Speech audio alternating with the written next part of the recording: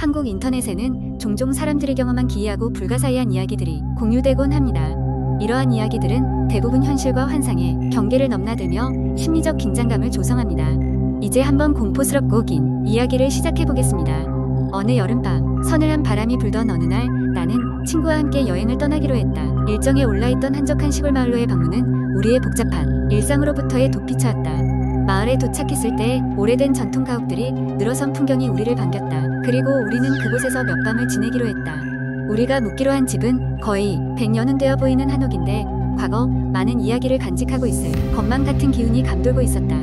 첫날 밤 늦게 도착한 우리는 간단한 저녁을 먹고 침대에 누웠다. 피곤함에 금방 잠들 것이라 생각했지만 이상하게도 잠이 오지 않았다. 방 안은 쥐죽은 듯이 조용했고 창 밖에서는 바람소리만이 들려왔다. 어느 순간 벽 너머에서 희미한 소리가 들리기 시작했다. 누군가의 중얼거림 같기도 낮은 신음 같기도 했다. 목소리는 점점 또렷하게 들려왔고 곧 무언가를 애타게 반복해서 부르는 듯했다. 나를 도와줘. 나를 찾아줘.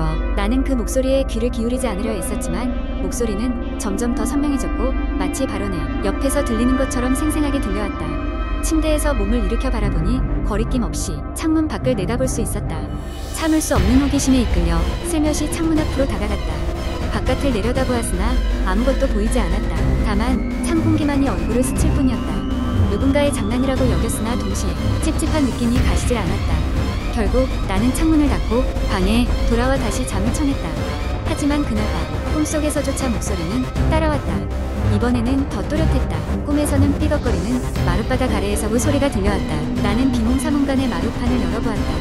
그리고 그곳에서 나는 오래되었다 못해 바스라질 정도로 낡은 일기장을 발견했다. 다음날 아침 친구에게 밤의 경험에 대해 말했지만 웃어넘길 뿐이었다. 하지만 이상함을 느낀 나는 일기장을 풀어헤쳐 읽어보기로 했다. 일기장에는 이 집에 살았던 누군가의 기록이 남아있었다. 그것은 수십 년 전으로 거슬러 올라가는 이야기였다. 그곳에는 어느 한 소녀가 가족에게 버림받고 이 집에 갇혀 살다가 마침내 숨을 거뒀다는 이야기였다. 일기장을 읽는 동안 점점 그 소녀의 절망과 외로움이 나에게 전해지는 듯했다. 밤이 될 때마다 다시 그 소리가 귓가를 맴돌기 시작했고 그 소녀의 얼굴이 머릿속에 그려졌다. 공포가 엄습해오자 나는 더 이상 그 집에 있을 수 없음을 깨달았다. 우리는 부랴부랴 짐을 싸서 집을 나섰다. 그곳을 떠나며 마지막으로 한번 뒤돌아보았을 때 나는 내 뒤에 누군가 서 있는 느낌을 받았다. 하지만 아무것도 보이지 않았다. 차량에 올라타 떠날 때까지도 그 소녀의 애타는 목소리는 귓가에 아른거렸다. 그 후로 우리는 그 마을에 다시는 발을 들이려 하지 않았다. 그리고 기이한 목소리에 대한 경험은 잊고 싶었지만 때때로 여전히 꿈속에서는 그 소리가 들리는 것만 같았다. 그때마다 그 소녀가 원하는 것이 무엇이었을까를 생각하며 전율이 흘렀다. 두 번째 이야기. 대학생인 민섭은 자취를 시작한 지 얼마 되지 않은 새내기였다. 대학 생활의 즐거움과 독립된 생활의 자유로움에 들뜬 그는 조용한 주택가에 위치한 작은 원룸에서 행복한 나날을 보내고 있었다. 어느 날 민섭은 학교에서 늦게까지 과제와 동아리 활동을 마친 후 지친 몸을 이끌고 집으로 돌아왔다. 새벽 1시가 넘은 시각 민섭은 자리에 눕자마자 깊은 잠에 빠져들고 말았다. 그런데 얼마 지나지 않아 갑자기 휴대폰 벨소리가 요란하게 울려 퍼졌다. 그는 화들짝 놀라 잠에서 깼다. 무슨 일인가 싶어 휴대폰을 확인해보니 화면에는 대부분의 번호가 0으로 가득 찬 알 수 없는 발신자가 표시되어 있었다. 순간 감정이 옅은 불안감이 스치고 지나갔지만 그는 대수롭지 않게 여기며 전화를 받지 않았다. 하지만 잠시 후 같은 번호로 다시 전화가 걸려왔다. 이번에는 어떤 장난 전화가 아닐까 하는 궁금증에 못 이겨 전화를 받았다. 여보세요. 민섭이 말했지만 돌아오는 대답은 없었다.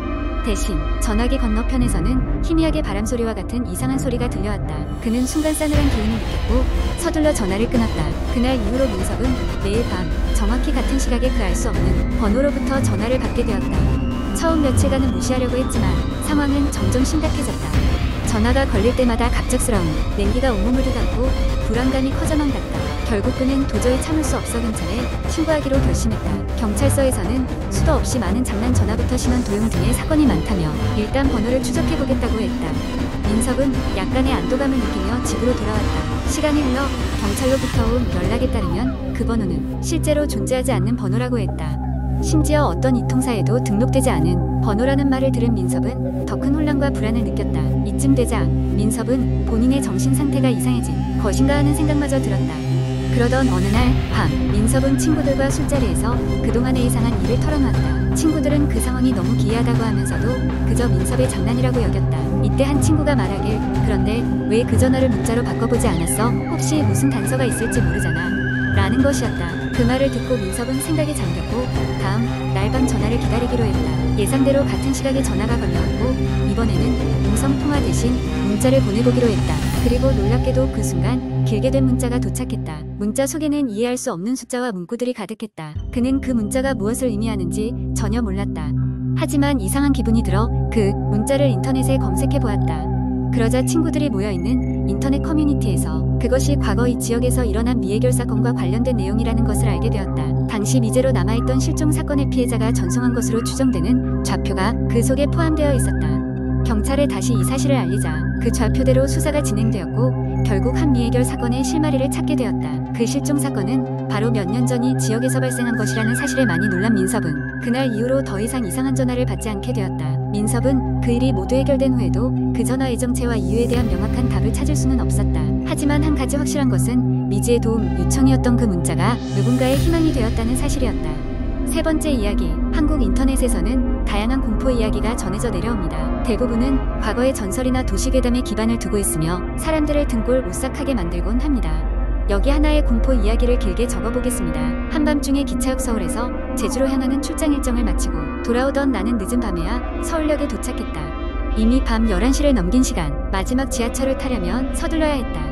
기차에서 내린 사람들은 모두 피곤한 얼굴을 하고 있었고 나 역시 지친 몸을 이끌고 계단을 내려갔다. 지하철역으로 향하는 길은 평소와 다름없이 한산했다. 그러나 뭔가 이상한 느낌이 들었다. 사람들이 하나둘 사라지더니 결국 나 혼자만이 긴 복도를 걷고 있는 상황이 되었다. 열차는 한동안 오지 않을 것 같았고 그나마도 그 늦은 시간이었다. 복도의 중앙쯤에 다다랐을 때 불현듯 차가운 바람이 불어오더니 주변의 온도가 급격히 낮아지는 것을 느꼈다. 에어컨이 켜졌나? 라는 생각을 하며 고개를 돌려봤지만 복도에는 에어컨이 존재할 리 없었다. 그 순간 다시 한번 기묘한 기분이 들었다. 느낌이 좋지 않았다. 발걸음을 더 빠르게 옮기려는 그 순간 뒤에서 누군가가 나를 부르는 소리가 들렸다. 차가운 목소리였고 목소리는 내 이름을 정확히 발음하고 있었다. 나는 섬뜩한 기분에 뒤돌아보지 않고 걸음을 서둘렀다. 그러자 목소리는 점점 가까워지는 듯했다. 걸음이 빨라질수록 심장의 두근거림도 덩달아 가팔라졌다. 하지만 그 목소리에서 벗어날 수 없었다. 구석에 놓인 빈 벤치에 잠시 앉아 숨을 고르려 하던 찰나 벤치 위로 흐릿한 형체 하나가 보였다. 그것은 자신의 애견인이라고 주장하는 오래된 연분홍빛 원피스를 입은 여인이었다. 그녀의 얼굴은 한껏 일그러져 괴로움에 찬 표정을 짓고 있었으며 그 눈빛은 싸늘하게 이를 데 없었다. 벤치 위에서 나를 향해 손을 뻗었다. 왜 나를 두고 갔느냐는 억울한 목소리가 들려왔다. 나는 무슨 말을 해야 할지도 모른 채 뒤로 물러날 수밖에 없었다. 이전까지 이런 이야기는 친구들에게서 농담거리나 동네 괴담쯤으로 여겨왔지만 직접 경험해보니 소름 끼치는 현실로 다가왔다. 그 순간 대한항공대전 사고에서 생존했던 친구가 떠올랐다. 친구는 그때의 기이한 경험을 말하곤 했었고 특히 그 비행기에서 잃어버린 연인에 대한 이야기를 했었다. 뒤따라오는 그녀의 형체는 서서히 나에게 가까워졌고 나는 이제 경계심을 놓을 수 없었다. 마지막 열차가 역에 도착한다는 안내 방송이 흐르고 있었다. 나는 기차가 다가오기도 전에 충동적으로 달리기 시작했다.